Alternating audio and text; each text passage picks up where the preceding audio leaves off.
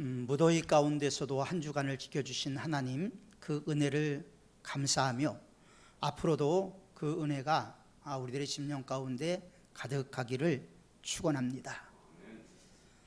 모든 사람들은 잘 살아보려고 노력을 합니다. 성공하고 싶고 보람 있게 살고 싶고 행복하게 살고 싶어 합니다. 그런데 삶을 살아다 보면 그게 말처럼 쉽지 않다라는 것을 자주 경험하게 됐지요. 왜 그럴까요? 한 번 사는 인생이기 때문에, 우리가 한 번도 경험해 보지 못했던 삶을 살기 때문에, 서툴기 때문에 그렇다라고 말하는 분이 있습니다. 그래서 인생의 지혜를 얻기 위해서는 체험이 상당히 중요하죠. 예를 들면 한 학생이 시험을 앞두고 열심히 공부했습니다. 열심히 공부를 했더니 좋은 성적이 나왔어요. 그러면 체험적으로 열심히 공부하면 좋은 성적이 나오는구나 깨닫게 되죠. 그런데 경험이 항상 좋은 것만은 아닙니다. 좋고 유쾌한 경험은 유익하지만 나쁜 것은 직접 경험할 때 문제가 되기도 하죠.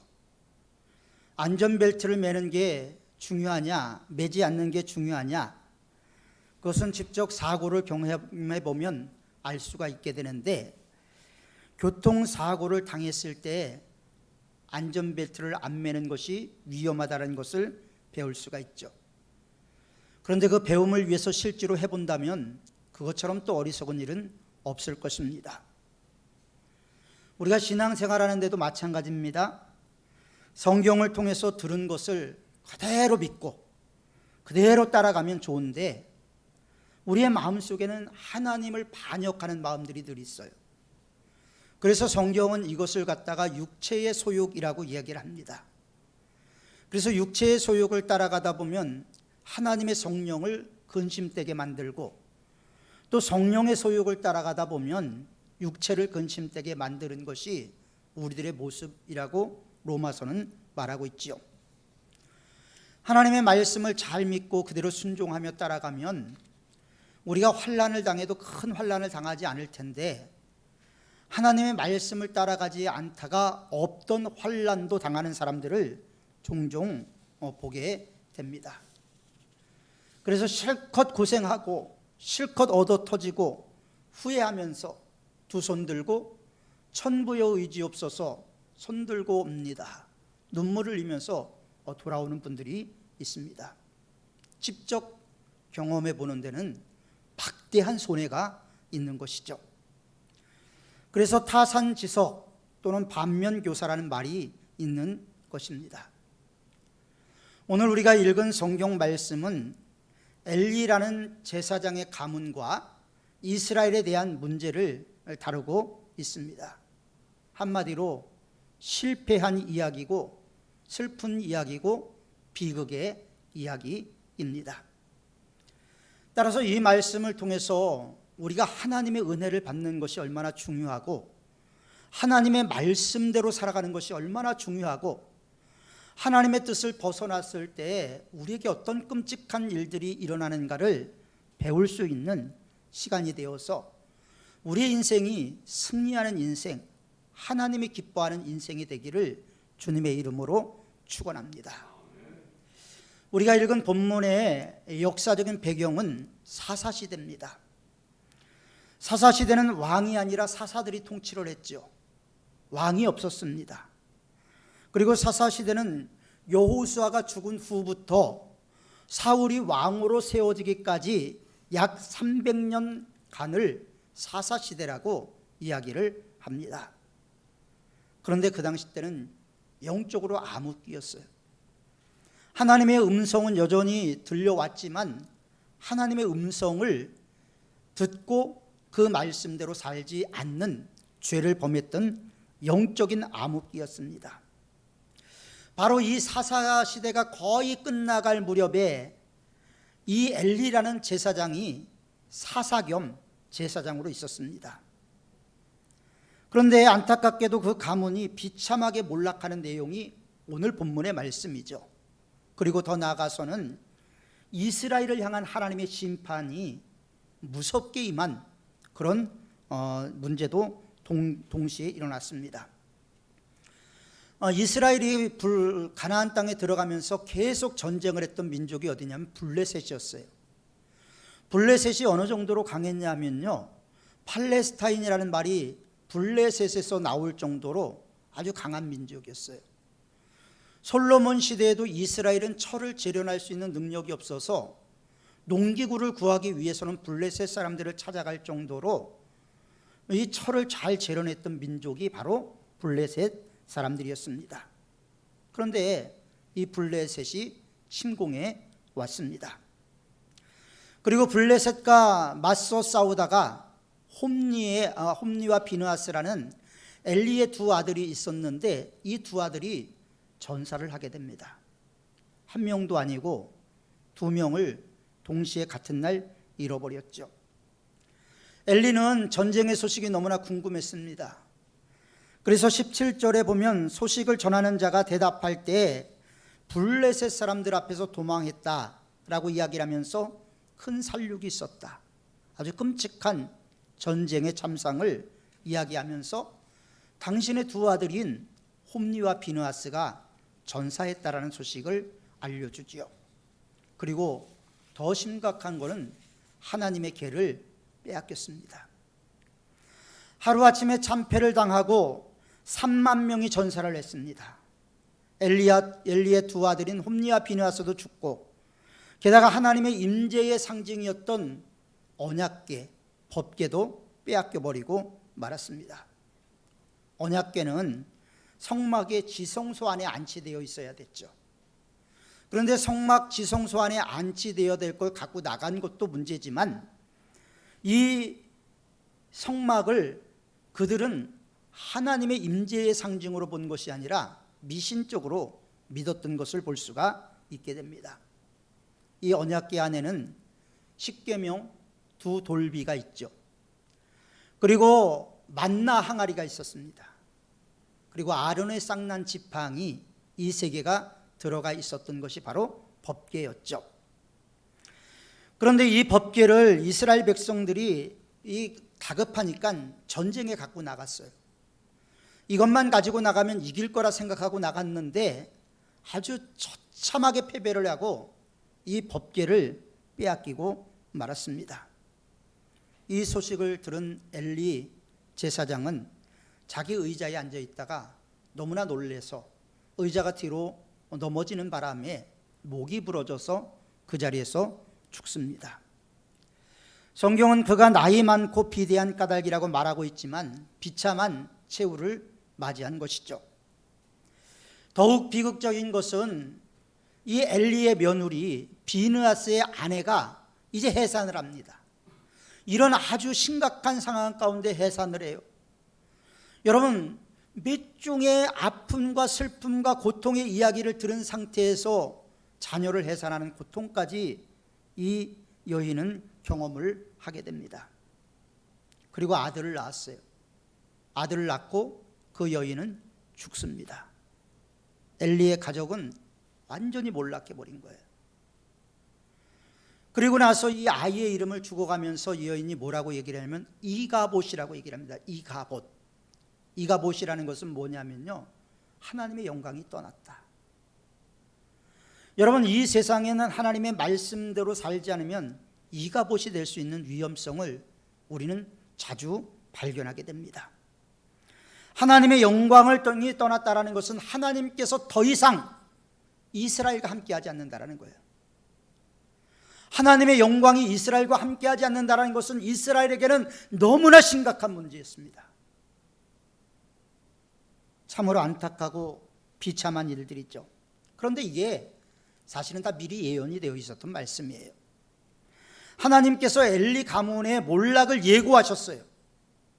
예고하셨지만 그 두 아들이 함께 죽을 것도 예언되어 있지만 엘리나 그의 가정이나 이스라엘 백성들은 하나님의 말씀을 만홀히 여기고 하나님의 말씀을 경홀히 여김으로 말미암아 이런 끔찍하고 비참한 패배와 참혹한 아픔을 경험해야만 했습니다. 문자 그대로 하나님의 영광이 떠난 것이죠. 하나님의 영광이 떠난 것이 진짜 비극이라는 것을 우리는 오늘 본문을 통해서 뼈저리게 발견할 수가 있습니다. 왜 엘리 가문이 이렇게 망하고 왜 하나님의 백성인 이스라엘이 이런 굴욕을 당했을까요? 그 이유를 성경학자들은 한 목소리로 하나님을 무시하고 거역한 불신앙의 결과였다라고 말을 합니다. 하나님과 등지면 망가질 수밖에 없죠. 하나님의 뜻을 벗어나면 인생의 문제가 꼬이기 시작을 합니다. 성경도 여호와는 죽이기도 하시고 살리기도 하시며 수월에 내리시기도 하고 거기서 올리시기도 하시며 여호와는 우리를 가난하게도 하시고 부하게도 하시며 낮추기도 하시고 높이기도 하시기 때문에 여호와를 대적하는 자는 산산이 깨어질 것이다 라고 이야기를 합니다. 그런데 이들은 겉모양을 하나님을 잘 섬긴 것 같아요. 겉모양은 하나님 앞에 예배드리는 것 같아요. 겉모양은 진짜 하나님의 백성 같아 보였습니다. 그런데 그들의 마음은 하나님을 떠나버렸어요. 그들의 마음 중심에서 하나님은 사라져버리고 말았습니다. 그들의 마음속에서 하나님이 사라진 것에 대해서 하나님은 뭐라고 얘기했냐면 이스라엘 백성들이 나를 버렸구나 이렇게 생각을 하신 거예요. 사무엘상 2장 30절에 보면 더욱 분명한 말씀이 나오는데 엘리에 대한 경고예요. 하나님이 뭐라고 얘기했냐면 나를 존중히 여기는 자를 내가 존중히 여기고 나를 멸시하는 자를 내가 경멸하리라. 하나님은요, 하나님을 무시한 사람, 하나님의 영광을 가린 사람, 하나님의 뜻을 이탈한 사람들에 대해서 심판하시겠다고 말씀을 하고 계십니다. 엘리 가문은 하나님을 경외해야 됐던 사람들이죠. 그리고 백성들을 신앙으로 인도해야 됐던 사람들입니다. 그런데 그들이 하나님을 멸시하니까 이스라엘 백성들까지도 하나님을 멸시하는 모습이 되어버리고 말았지요. 결국 엘리 가문이 멸망하고 이스라엘이 쇠하게 된 이유가 군사력이 있는 게 아니라는 거예요. 하나님을 멸시하는 자들에게 주는 하나님의 징계였다라는 것을 우리는 볼 수가 있는 것이죠. 인생도 국가도 하나님의 강한 손으로 붙잡아 주셔야지, 하나님이 함께 해 주셔야지, 하나님께서 은혜를 주셔야지 국권이 설 수가 있는 거예요. 하나님께서 은혜를 걷어가시면, 이가봇이 되면 별 수 없이 무너져 버리고 맙니다. 그래서 하나님이 함께하지 않으면 될 일도 안 돼요. 인생의 문제가 꼬이기 시작합니다. 엘리 가문의 문제가 바로 여기 있었던 거예요. 하나님을 경외하는 대신에 하나님을 멸시했습니다. 마치 머리에 기름을 붓고 불구덩이 속에 들어가는 모습이 바로 엘리의 가문이었다는 거예요. 그들이 어떻게 구체적으로 하나님을 멸시했을까요? 첫 번째로 그들은 예배를 소홀히 함으로 하나님을 멸시했어요. 우리가 이 자리에 모인 것은 우리가 11시에 예배를 드립시다, 그래서 모인 것도 되지만 하나님이 우리를 예배의 자리로 소집하신 거예요. 우리는 하나님의 소집을 받고 이 자리에 나온 거예요. 그러니까 예배라는 것은 누구에게 드리는 거냐면 하나님께 드리는 겁니다. 살아계신 하나님, 그분을 경외하기 위하고 그분을 찬양하기 위하고 그분에게 영광을 올려드리는 가장 구체적인 행동이 바로 예배이기 때문이죠. 그런데 엘리의 두 아들은 제사장이었음에도 불구하고 예배를 소홀히 했습니다. 심지어는 하나님께 드려야 될 예물을 가로챘어요. 왜냐하면 하나님께 기름을 드렸기 때문에 기름을 뺀 고기는 맛이 없으니까 기름 있는 고기를 먹기 위해서 하나님께 드려야 될 것을 자기가 가로채버렸어요. 하나님의 영광을 가린 것뿐만 아니라 하나님께 드린 예물도 도둑질하고 말았죠. 예배를 능멸했습니다. 성경은 이 소년들의 죄가 여호와 앞에 심히 크다고 얘기를 해요. 왜냐하면 그들이 여호와의 제사를 멸시함이었더라. 너무나 큰 죄 중에 하나가요, 예배를 소홀히 하는 죄입니다. 예배를 소홀히 하는 것은 하나님께 죄라는 거예요. 우리는 죄라고 생각하지 않지만 하나님은 그걸 죄로 여기고 있는 거예요. 그래서 예배를 등한시하고 하나님 중심의 삶을 살지 않으면 하나님 앞에 얻어 터지게 될 수가 있어요. 여러분 기억하십시오. 예배는 하나님이 기뻐하시는 거예요. 참 예배자를 하나님께서 그래서 축복하시는 거예요. 예배에서 우리가 하나님 앞에 신령과 진리로 예배드리고 그 신령과 진리로 예배 받으신 하나님이 우리에게 복을 주셔야 우리의 심령이 물된 동산 같고 우리 안에 은혜가 흘러 넘치게 되는 것입니다. 그래서 우리가 우선적으로 해야 될 것이 예배 회복이라는 거예요. 하나님 앞에 진실로 예배드려야 되는 거예요. 예배 시간에 지각을 하고 예배 시간에 설교 시간에 잠을 자고, 이게 하나님을 아주 우습게 여기는 태도라는 거예요. 2차 세계대전 당시에 유럽이 속속들이 독일군에게 점령됐습니다. 이런 상황 가운데서 이제 영국과 독일이 전쟁을 하게 되죠. 이 전쟁에서 영국은 이길 수 있는 상황이 아니었어요, 사실. 그런데도 전쟁을 해야 되는 상황이었고 국민들은 아주 극도로 불안한 상황이었습니다. 독일이 시한폭탄을 장치해서 폭탄을 투하했기 때문에 언제 어디서 폭탄이 터질지도 모르는 상태에 놓였었어요. 너무나 위기의 상황이죠. 언제 터질지 모르는 불안함. 그때 처칠은 이렇게 이야기를 했습니다. 다가오는 운명을 피하지 말라. 아슬아슬하게 살아라. 여러분, 하나님의 말씀과 이 세상 속에서 하나님의 말씀을 붙잡기 위해서 우리는 이 세상에 살면서 아슬아슬하게 살 수밖에 없는 거죠. 그렇게 살아야 되는 것이죠. 처칠은 성공의 대주교였던 윌리엄 템플에게 대국민 연설을 요청했습니다. 그리고 윌리엄 템플은 이렇게 얘기했습니다.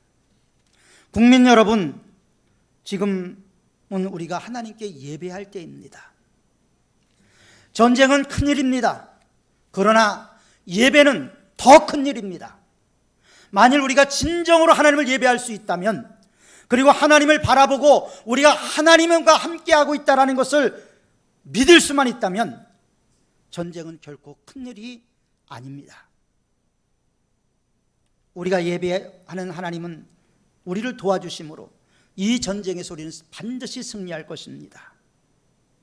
그리고 그날 영국의 모든 교회는 종을 울렸고 교회마다 예배드리는 성도들로 인산인해를 이루었다고 합니다. 지금 어떤 상황이에요? 전쟁의 상황이에요. 무기를 점검하고 군사 전략을 짜고 전쟁의 승패를 놓고 옥신각신해야 될 상황에서 영국의 모든 교회들은 예배에 집중했다는 거예요. 하나님께 부르짖었다는 거예요. 그리고 결국 어떻게 됐습니까? 영국은 승리했어요. 위기의 순간들이 많이 있었지만 이 위기의 순간마다 예배했던 영국을 하나님께서 손들어 주셨잖아요. 승리하게 만들어 주셨어요. 예배의 태도가 우리가 하나님에 대한 태도예요. 우리가 지금 예배 드리는 이게 하나님에 대한 우리의 태도라는 거예요. 하나님을 경외한다고 하면서 예배를 소홀히 하는 것은 모순된 거죠. 그러므로 예배에 충실하시길 바랍니다. 더 나가서 수요기도회, 새벽기도회, 하나님 앞에 나올 수 있으면 모든 예배마다 나와서 하나님께 기도함으로 기도에서 승리하는 성도들이 되어야 할 줄 믿습니다. 1993년 10월 10일은 주일이었습니다. 그리고 그날 서해에서 페리호가 침몰했습니다. 사망자가 292명이었습니다. 부상자가 70명. 아주 최악의 해난 사고였죠. 그런데 어느 날 낚시를 가려고 했던 사람이 있었어요. 낚시를 가려고 낚시 도구를 챙겨서 나가다가 부인하고 대판 싸웠어요. 부인이 주일날 예배를 안 드리고 무슨 낚시를 가느냐, 말도 안 된다고 대판 싸우고 기분이 상한 마음으로 예배에 자리에 나갔던 사람이 있습니다. 어떻게 됐을까요? 살았죠. 예배의 자리에 있다가 사는 거예요. 예배의 자리에 있다가 하나님의 역사를 경험한 거예요. 만약에 예배를 경홀히 여기고 낚시를 갔다면 그분은 이 세상 사람이 아닐 수도 있었을 것입니다. 엘리 가문처럼 예배를 소홀히 하다가 후회하지 말고 예배를 귀히 여김으로 승리하는 우리 모든 성도님들이 다 되시기를 주님의 이름으로 축원합니다. 두 번째로 엘리 집안은 그리고 이스라엘은 하나님의 말씀을 무시했어요. 하나님의 말씀을 무시함으로 하나님을 멸시하게 되었다는 거죠. 사람들이 하나님을 경외한다고 이야기를 하면요, 하나님의 말씀을 잘 들어야 돼요. 그런데 안타깝게도 엘리의 두 아들 홈니와 비나스 그리고 이스라엘 사람들은 하나님의 말씀을 경청하지 않았어요. 귀 기울이지 않았어요. 사사시대가 사실 그랬습니다. 사사시대의 특징은 뭐냐면 그때는 이스라엘의 왕이 없으므로 각자 자기의 소견에 옳은 대로 행하였더라. 끊임없이 나오는 단어죠. 하나님의 말씀의 기준이 있었습니다. 율법이 있었어요. 그런데 율법이 이스라엘 사람들의 기준이 되지 않고 자기 소견에 좋은 대로 행동했다라는 거예요. 목사가 하나님의 말씀을 선포하는데 저 소리 듣기 싫다. 하나님의 말씀인데 이게 문제라는 거예요. 우리가 하나님의 말씀이 우리의 삶의 기준이 되어야 되는데 내 소견이 내 기준이 될 때 우리는 신앙인의 불신앙이 되어버리고 마는 거예요. 신앙을 가진 것 같은데 삶이나 행동을 보면 너무나 불신앙적인 모습들이 나타나게 되는 것이죠. 더군다나 이 시대에는 사무엘이 있었죠.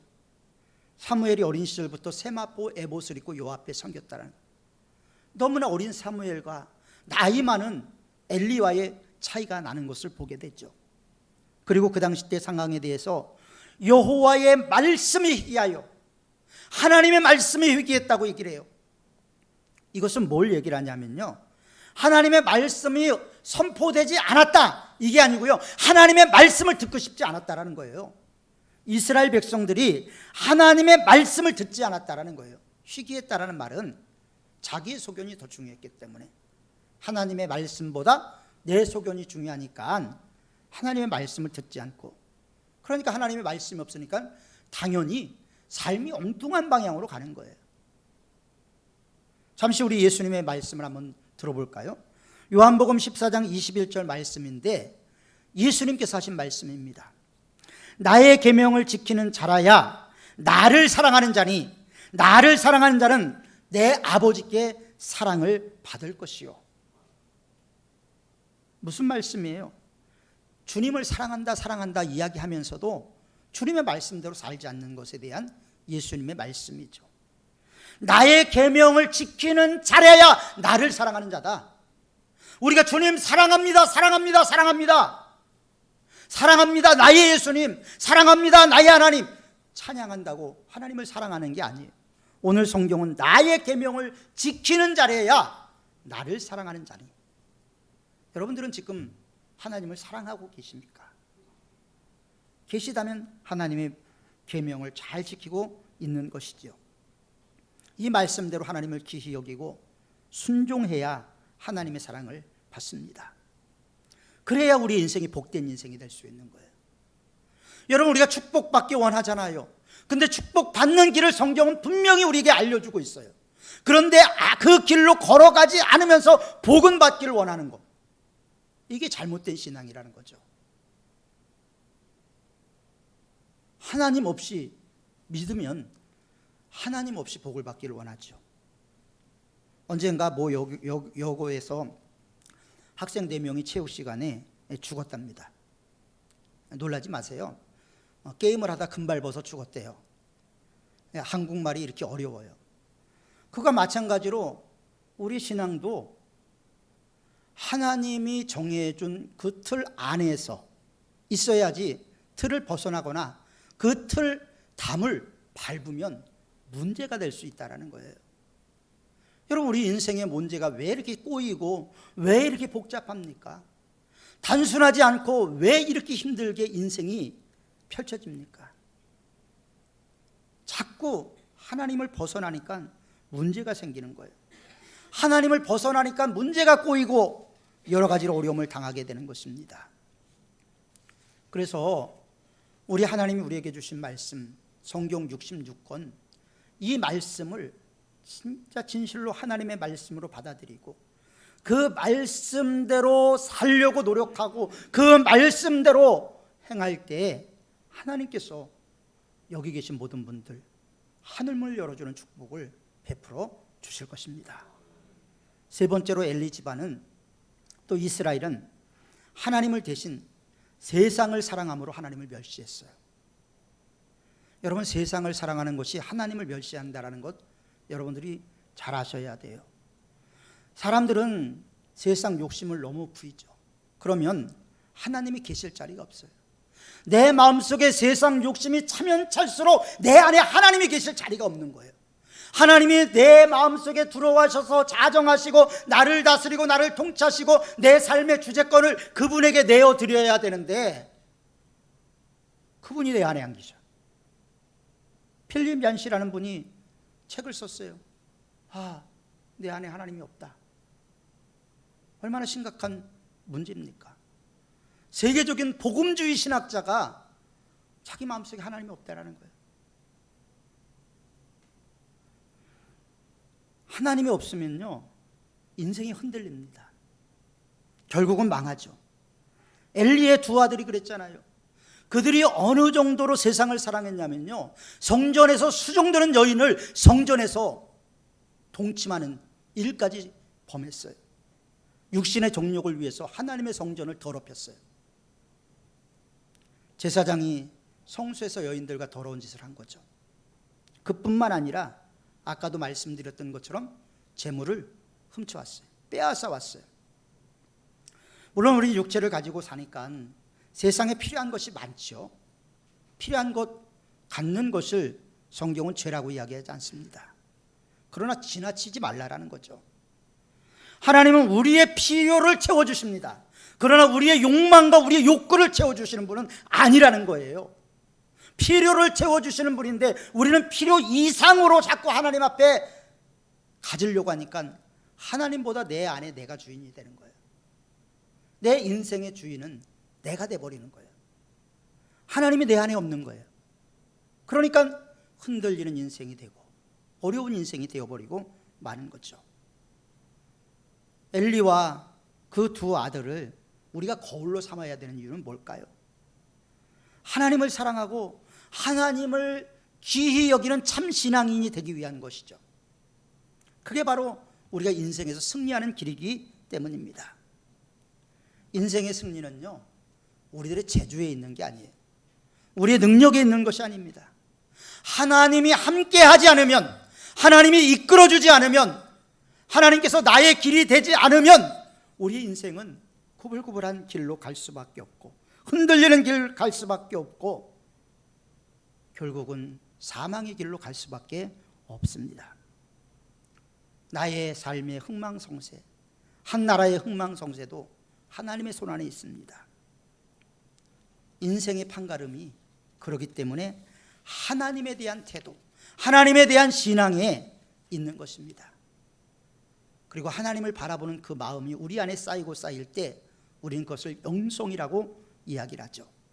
신앙이 좋아야 영성이 풍성해집니다. 하나님을 기쁘시게 하고 승리하는 인생이 될 수가 있습니다. 엘리 집안과 이스라엘이 이렇게 불신앙으로 망해져가는 어두운 시대에 하나님은 그대로 멸망하게 내버려 두진 않아요. 하나님의 백성이 하나님의 뜻을 어기면 때려서라도 병들게 해서라도 하나님께 돌아오게 만드는 것처럼 이스라엘 백성들의 그런 모습도 하나님께서 버려두지 않았어요. 사무엘을 준비하고 계셨어요. 하나님의 백성 버릴 수 없어서 사무엘을 준비하고 계셨어요. 사무엘은 기도로 태어났고 평생 기도로 산 사람이에요. 사무엘은 이렇게 얘기했습니다. 나는 너희를 위하여 기도를 쉬는 죄를 결코 범하지 않겠다.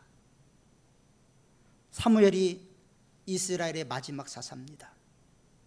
사무엘이 사사가 되자 그는 모든 백성들을 미스바로 모았어요. 그리고 백성들을 모아서 성회를 베풉니다. 말씀을 듣고 기도하고 이스라엘 백성들이 전체가 눈물을 흘리며 회개의 기도를 하게 됩니다. 하나님을 높이기 시작을 했어요. 탈선했던 이스라엘 백성들의 신앙이 사무엘로 인하여 제자리에 돌아오기 시작을 했습니다. 이스라엘 백성들이 미스바에 모였다는 얘기를 듣고 블레셋이 또 쳐들어왔어요. 그때 어떻게 됐습니까? 하나님의 도우심이 있었던 거예요. 하나님께 예배하고 하나님께 기도했더니 하나님께서 블레셋이 쳐들어왔을 때 하나님이 직접 개입하시고 하나님이 직접 그들을 상대해 주신 거예요. 그래서 승리했습니다. 불과 전장에서 이스라엘 백성들은 법궤도 빼앗기고 3만 명이 죽고 홈리와 비나스도 전사한 그런 끔찍한 일이 있었죠. 그러나 한 장을 넘어서서 하나님께 돌아가니까 바로 역전이 일어납니다. 그리고 나서 하나님이 도우셨다는 걸 기념하면서 거기서 하나님 앞에 제사를 드리죠. 그래서 미스바와 센 사이에 사무엘은 승리의 기념비를 세우는데 그 승리의 기념비가 뭐냐면 에벤 에셀입니다. 하나님이 여기까지 도우셨다. 하나님이 도와주셨다라는 거예요. 예배의 자리가 아니니까 하나님이 도우셨다. 예배의 승리자가 되니까 하나님이 함께 하셨다. 하나님께서 손을 들어주셨다. 그게 바로 에벤 에셀입니다. 우리는 여기서 인생의 중요한 법칙을 발견하게 됩니다. 하나님과의 관계가 우리 인생의 성패를 좌우한다는 것입니다. 요즘 참 힘들고 어려운 시대를 살죠. 물가는 고공행진을 합니다. 정치는 불신으로 치닫고 있습니다. 경제는 위기로 달려가고 있습니다. 안보, 사회 혼란 등 여러 가지로 총체적인 난국 속에 우리는 살아가고 있습니다. 거기다 날씨까지 짜증나게 합니다. 그러나 이 모든 것을 해결할 수 있는 한 방이 있습니다. 그게 뭐냐면 예배하는 겁니다. 하나님을 높이는 겁니다. 하나님께 돌아가는 겁니다. 하나님이 다시 우리들의 마음속에 오셔서 자정하시고 나를 통치할 수 있도록 내 삶의 인생의 결정권을 주님 앞에 내 주재권을 내어드리는 것입니다. 하나님과의 관계 회복이 이루어지면 우리는 이가봇이 아니라 에베네셀로 나갈 수 있습니다. 여러분들의 현실이 이가봇일 수도 있습니다. 경제 문제가 이가봇일 수 있어요. 건강 문제가 이가봇일 수 있어요. 그러나 하나님께 진실로 예배드리고 죽기 살기로 하나님 붙잡고 예배하며 나갈 때 하나님께서 우리를 에베네셀로 이끌어 주시는 것이 오늘 성경이 우리에게 들려주는 말씀이에요. 하나님은 우리가 에베네셀의 축복을 누리기를 간절히 원하고 계십니다. 이가봇의 상태에 머물러 있는 것이 아니라 하나님을 기쁘시게 하면, 하나님께 예배하기만 하면, 하나님의 영광을 드러 나타나기만 하면 그 다음부터는 하나님이 일하는 거예요. 우리 인생의 놀라운 길을 보여주실 것입니다. 우리가 상상할 수 없는 세계로 우리를 이끌어 주실 것입니다. 우리의 망가진 건강이 회복될 것입니다. 무너진 경제가 회복될 것입니다. 그 하나님 앞에 우리가 마음을 다하고 뜻을 다하고 힘을 다하여 다시 한번 우리가 간절히 나간다면 진짜 대박나는 우리의 삶이 될 것입니다. 그 하나님의 은혜를 여러분 경험해 보고 싶지 않습니까? 주님은 우리가 경험해 보기를 간절히 소망하고 계십니다. 기도하겠습니다.